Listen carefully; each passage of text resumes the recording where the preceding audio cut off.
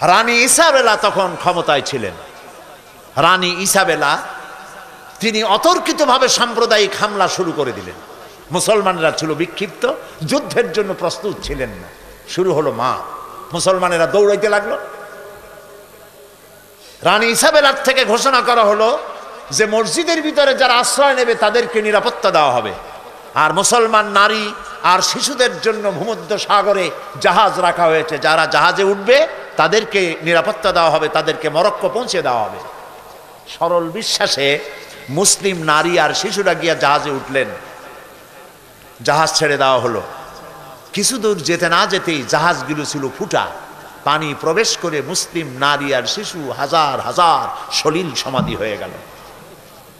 40,000 মুসলমান ঢুকেছিল কর্ডোবার মসজিদে।